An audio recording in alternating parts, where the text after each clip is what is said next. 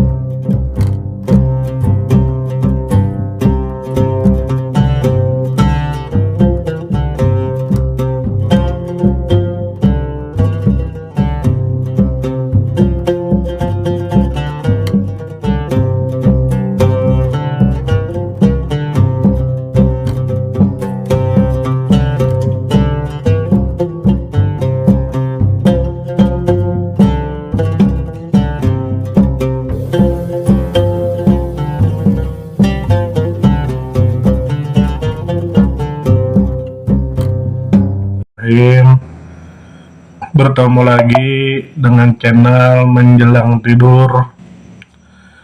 Di sini kita akan membaca buku lagi untuk lebih mengenal Nabi Muhammad SAW, karena kita tidak mungkin bisa mencintai beliau kecuali kita terlebih dahulu mengenal beliau dan kehidupan beliau. Di sini kita akan membaca buku Nurul Yakin fi Sirati Sayyidil Mursalin. Langsung saja, semoga bisa bermanfaat dan mohon maaf jika suara saya tidak jelas. Bismillahirrahmanirrahim. Perkawinan dengan Sayyidah Khadijah. Setelah Nabi Muhammad dan pelayan Siti Khadijah yang bernama Maisarah laki-laki kembali dari perjalanan dagang negeri Syam kembali ke kota Mekah. Lalu Sayyidah Khadijah melihat hasil penjualannya ternyata mendapat laba atau untung yang sangat besar. Maka Sayyidah Khadijah mulai tertarik kepada Nabi Muhammad SAW. Lalu Sayyidah Khadijah mengirim utusan untuk menyatakan kesediaan dirinya menjadi teman hidup Nabi Muhammad SAW, atau bahasa kita meminang Nabi Muhammad.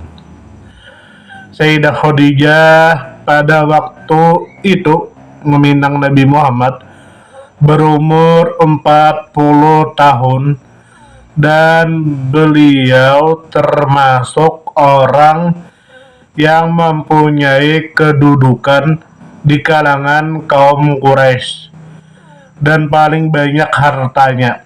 Artinya beliau orang mulia dan orang kaya pada saat itu. Nabi Muhammad bersama paman-paman beliau segera menemui paman Sayyidah Khadijah yang bernama Amr ibnu Asad dan mengajukan lamaran untuk memperistri Sayyidah Khadijah melalui pamannya, Abu Thalib.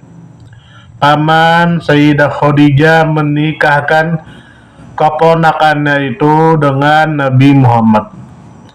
Pada hari itu Abu Thalib mengucapkan khutbahnya yang terkenal seperti berikut ini. Segala puji bagi Allah yang telah menjadikan kita sebagai anak cucu Nabi Ibrahim, keturunan Nabi Ismail, berasal dari Ma'ad dan lahir dari kalangan Mudor. Dia telah menjadikan kita sebagai pengurus Ka'bah dan pelindung tanah sucinya. Dan dia telah menjadikan untuk kita Ka'bah yang diziarahi dan tanah suci yang aman. Serta dia pula lah yang menjadikan kita sebagai pemimpin manusia.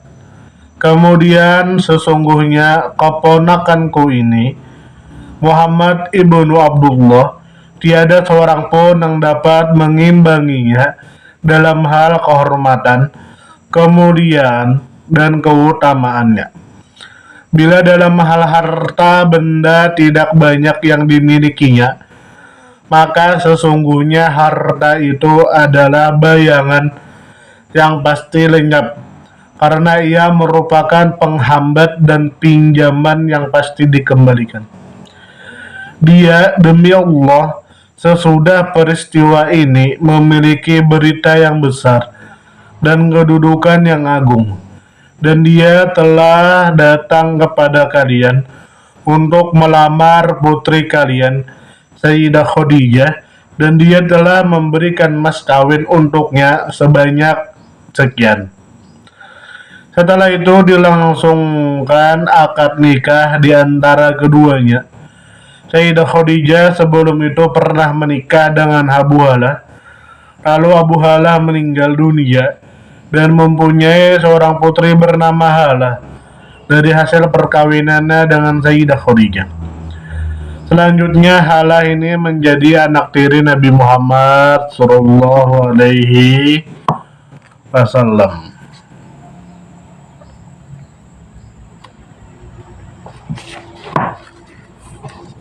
Wasallam. Kita lanjut ke judul berikutnya, kehidupan Rasulullah Sallallahu Alaihi Wasallam sebelum diutus menjadi nabi. Nabi Muhammad tidak mewarisi harta apapun dari ayah beliau.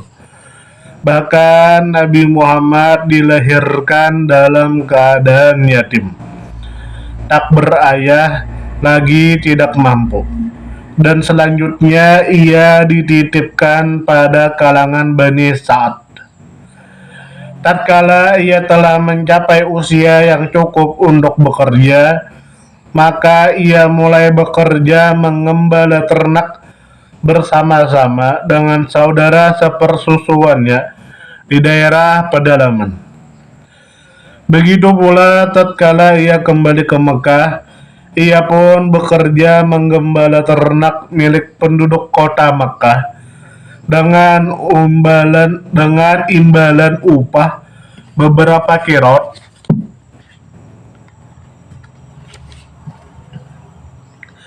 emas, seperti apa yang telah dituturkan Imam Bukhari di dalam kitab Sahih Bukhari.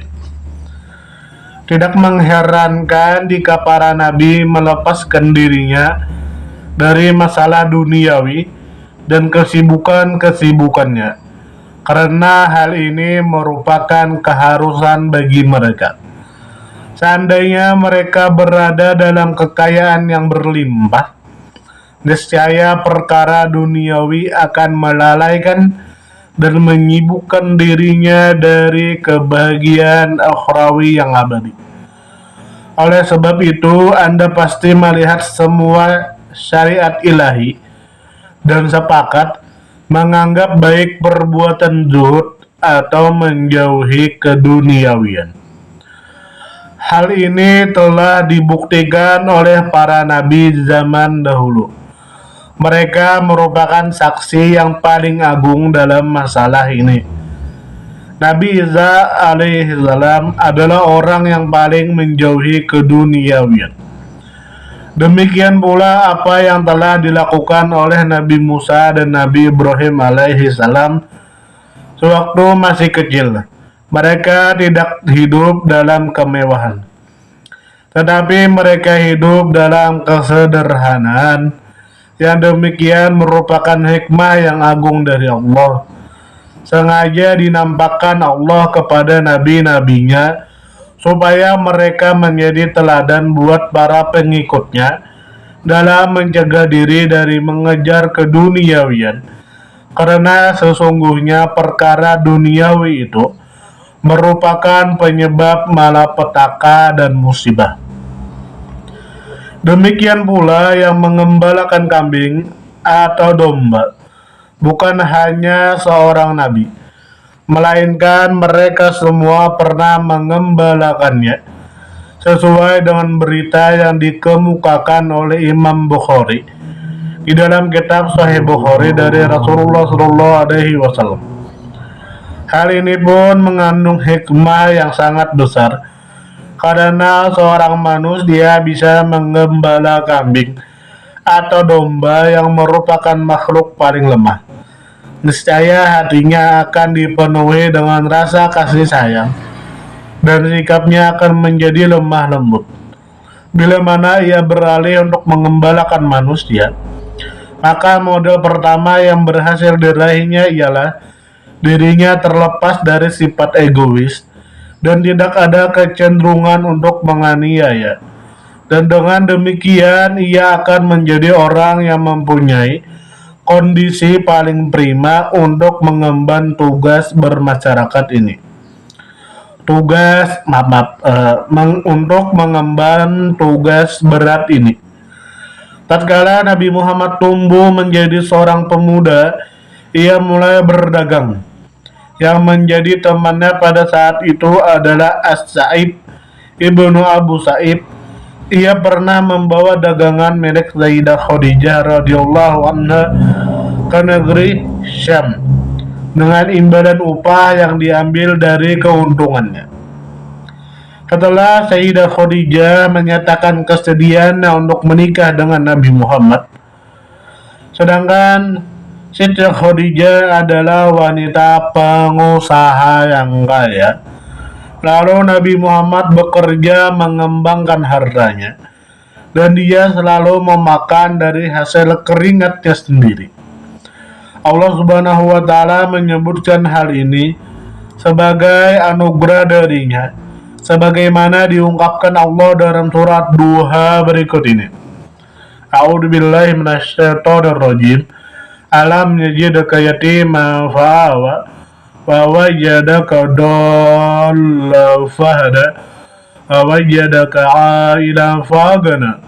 Bukankah dia mendapatimu sebagai seorang yatim, lalu dia melindungimu, dan dia mendapatimu sebagai seorang yang bingung, lalu dia memberikan petunjuk, dan dia mendapatimu sebagai seorang yang kekurangan, lalu dia memberikan kecukupan. Quran surat Duha ayat 6-8. Allah telah memberi perlindungan dan membuatnya berkecukupan sebelum masa kenabiannya dan sebelum ia mendapat hidayah berkat kenabiannya. Selanjutnya Allah memberinya petunjuk Alkitab, iman dan agama Nabi Ibrahim alaihissalam, padahal sebelumnya ia tidak mengetahui tentang hal-hal tersebut. Sehubungan dengan ini Allah Subhanahu wa Ta'ala berfirman, wa kadzalika auhayna ilaika ruham min amrina ma kunta tadri mal kitabu walal imanu walakin ja'alnahu nura nahdi bihi man nasya'u min ibadina. Dan demikianlah kami wahyukan kepadamu Al-Quran dengan perintah kami.